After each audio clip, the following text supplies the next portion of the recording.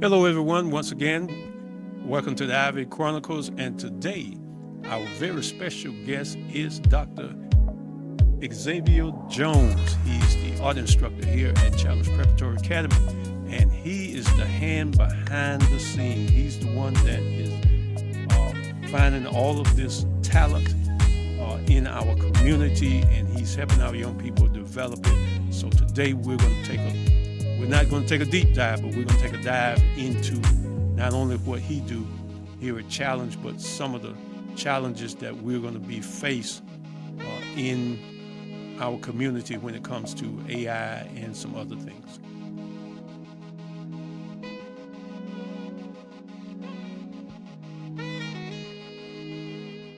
Once again, welcome to the Ivey Chronicles. And if you notice, I'm wearing my school charge swag today, and we're just excited about bringing to this community things that's happening not only at the school, but in the community. And like I said earlier, we're going to be talking about church. We're going to be talking about politics. We're going to be talking about community and what we can do as a community to bring about change here in this area.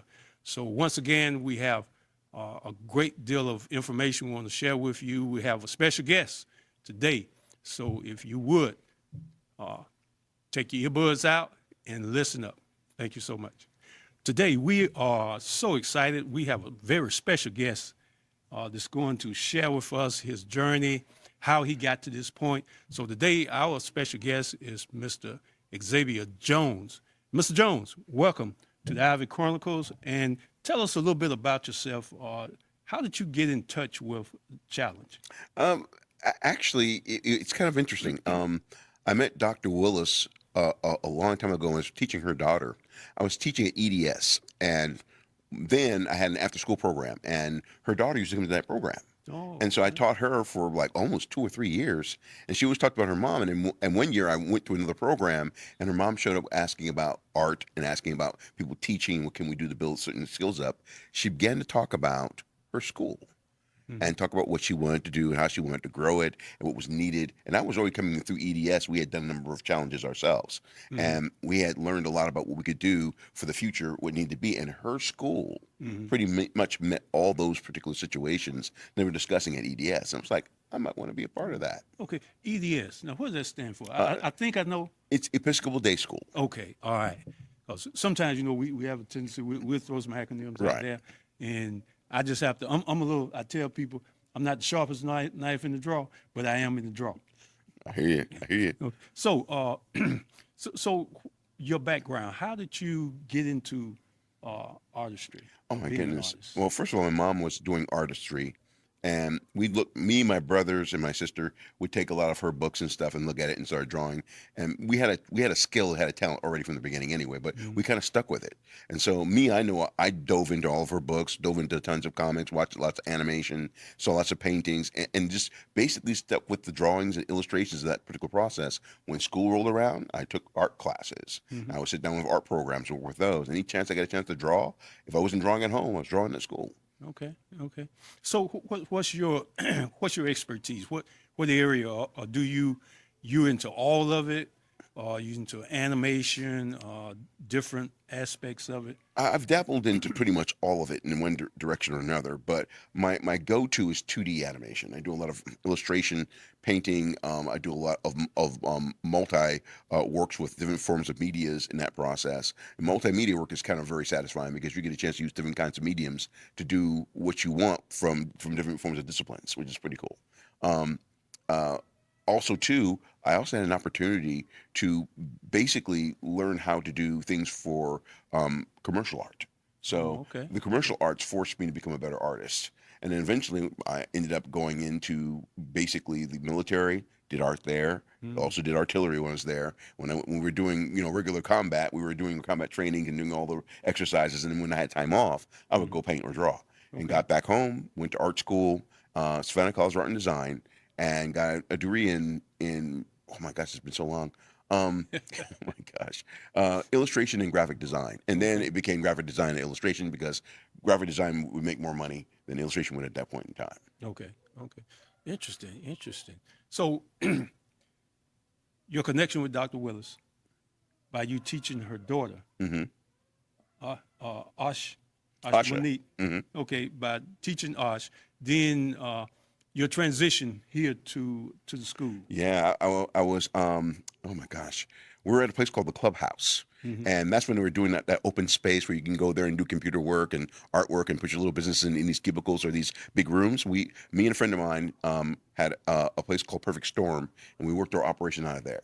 And Hmm. every so often, people would walk in and see what we're doing or take classes or see what kind of event we had. And she walked in one day and was talking about what she wanted to do and how she wanted to work. And I was like, this sounds really good. I was kind of iffy about being a teacher at that point in time because Hmm. I already had my own business working on at that point in time. But as things began to change, as my health began to change, I started to find myself wanting to move in that general direction. And so when she offered me the job, I stepped into it and walked into it. And when I saw the school and saw the kids, I was like, yeah, this will work out really, really well. I like the way she laid it out. I like the way she has her goals and what should be the future of education. She's moving in that general direction, which is pretty cool. Okay, okay, cool. So when you got here and I kind of know a little bit about the story of one of the young ladies that you really had the opportunity to kind of help mentor and mold. What was your expectations or what were you surprised at the level that she was at? Yeah. Basically, one of the Pretty's work was really, really good. She did just excellent work. I get kids all the time that have these skill sets Mhm. that are just above and beyond, and you want to guide them into areas so they can basically build their skills better. Sometimes they have a real good skill, but they don't know all the rules to apply to that skill, make it better. So what they try to do is they try to work out what they can in that basic process. So um, for me, I fill in the gaps. Whatever they're missing, whether it be the elements of art or it be the principles of design, I give them what they need in order for them to really understand what they're doing and give them a much bigger expansion to go and draw and illustrate. Okay. So in Prentice, because I was blown away when I saw some of her work. Oh yeah. I was like, man, I can't draw a cartoon, let alone do some of the stuff that she's doing. And she was animating too. I mean, she was doing a major animation process well beyond most people who were in the field on her own. Taught herself how to do it, taught herself how to draw. And I'm like, okay, refinements and stuff she could work with will push her even further. So I tried to fill in that gap as best I could. But she was already gifted. She already knew how to draw very well. She was weak in some areas, so we worked those out. And we Mhm. tried to push her in different areas. Now she's at college and kind of running with it. So it's pretty really good. Okay, and that's what that's what really excites me about challenge is that Dr. Willis allow young people to come in that and find out where they're at in Hmm. their walk in this journey, Hmm. so that they're able to the teachers are able to see it and say, okay, let's push them.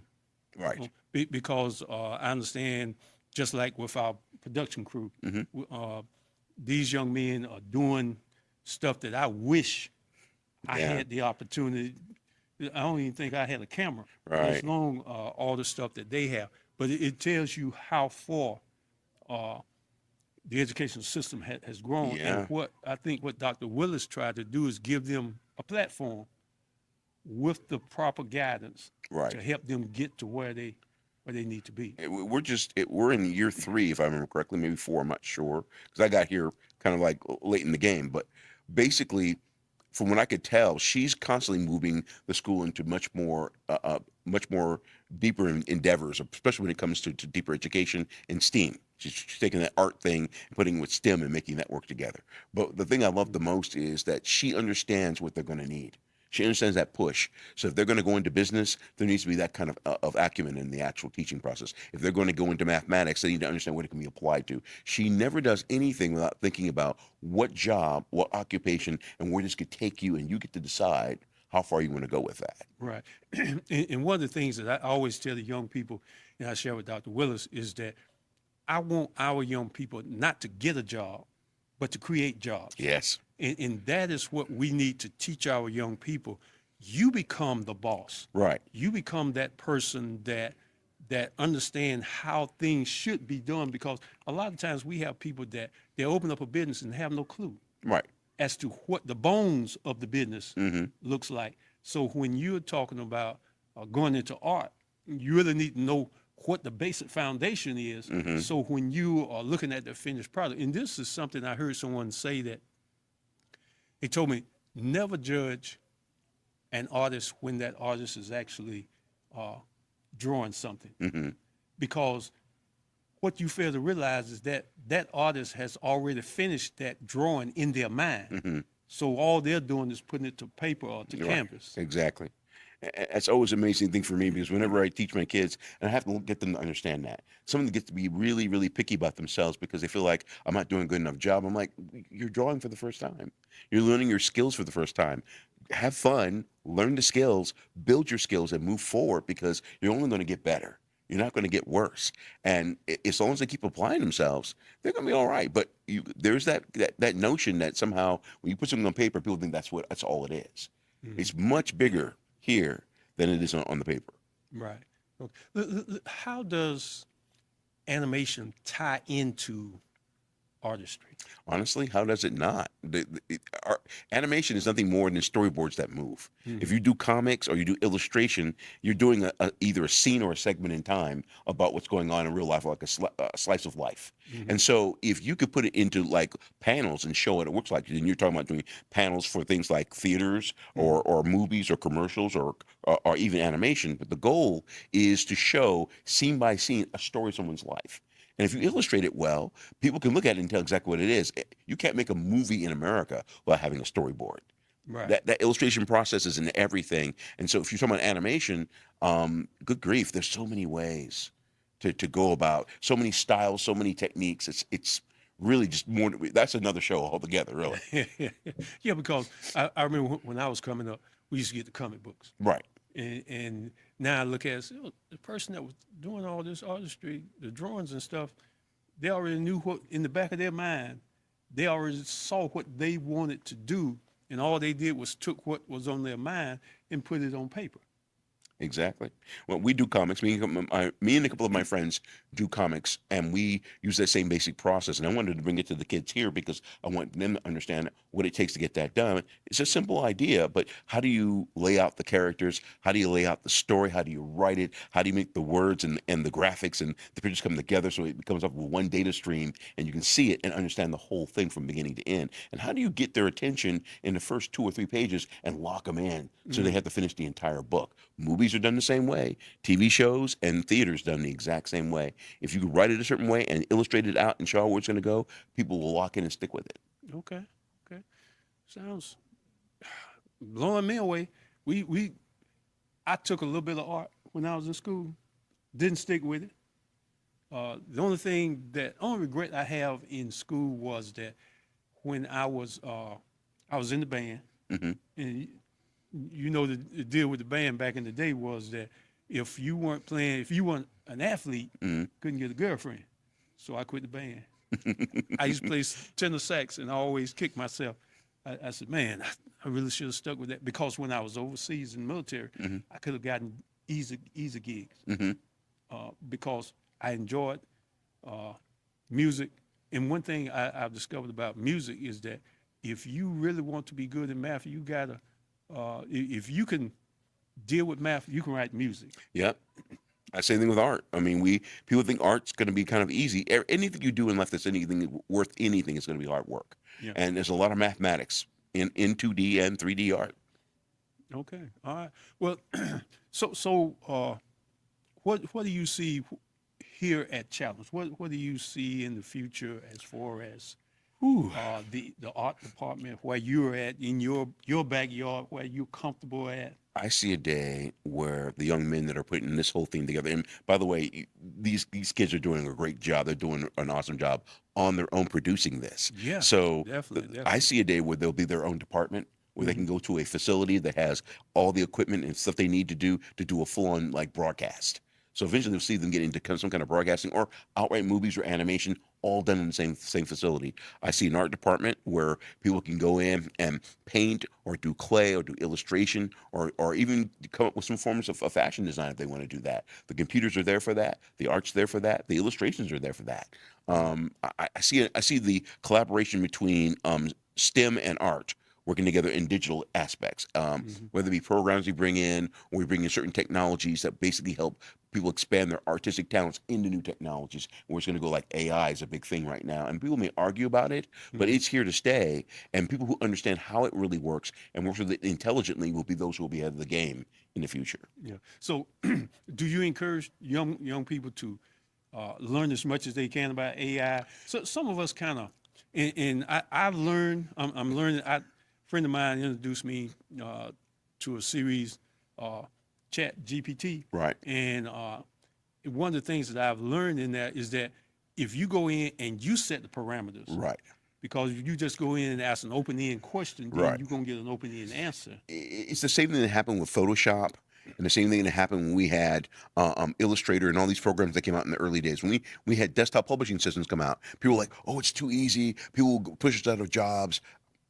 At the end of the day, any artist, any person that creates anything worth their salt is going to be a person controlling that process. Imagine if Leonardo da Vinci or if Bernini or any of these other major artists from way back in the past who were masters had this technology. What would they do with it? Because they took paper and they took pen and did incredible stuff well before our time back 500 years ago. What would they do with the technology we have now?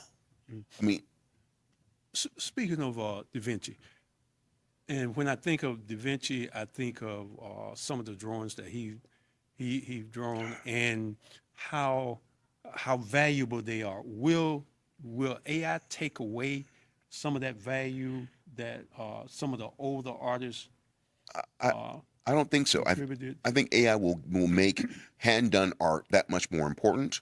I feel like people who do hand done art or are still doing stuff from a standpoint of abstract thinking are going to outthink the computer systems. Because right now we don't have enough data in computers to match the human mind. The day they do that, that'll be a whole new thing going on. But if until that happens, which I don't see it happening anytime soon, we're talking about the ability for you to outstrip a computer system because we think abstract and computers don't. It's putting information in, getting information out. Whatever prompt you set for it was going to give you. But we outthink that. So I could take any idea thrown for me from an AI system and see this reference and come up with a billion things that it can't come up with.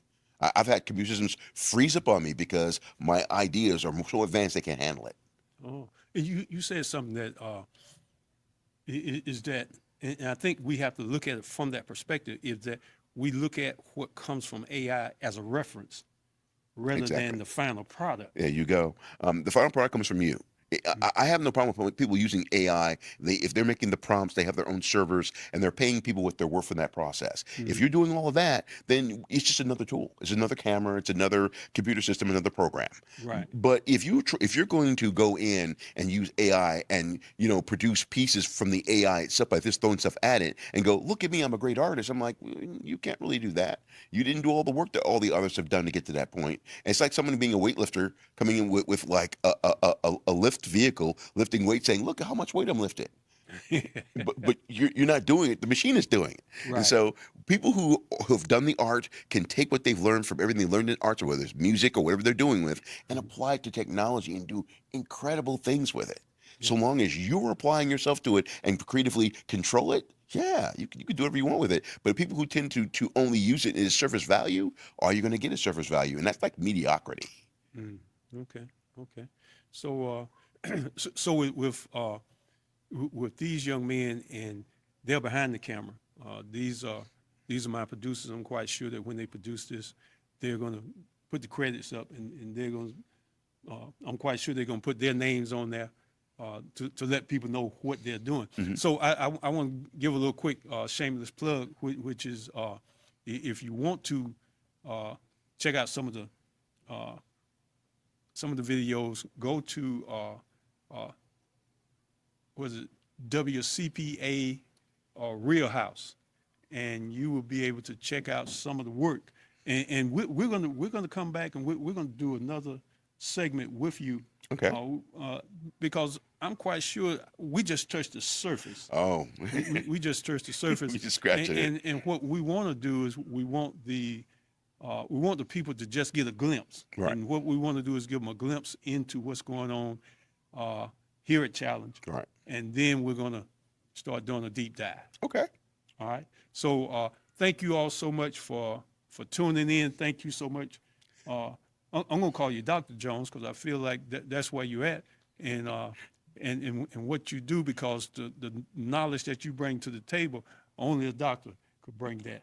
So thank you so much Thank you. for being our special guest. So we'll see you next time on the Ivey Chronicles.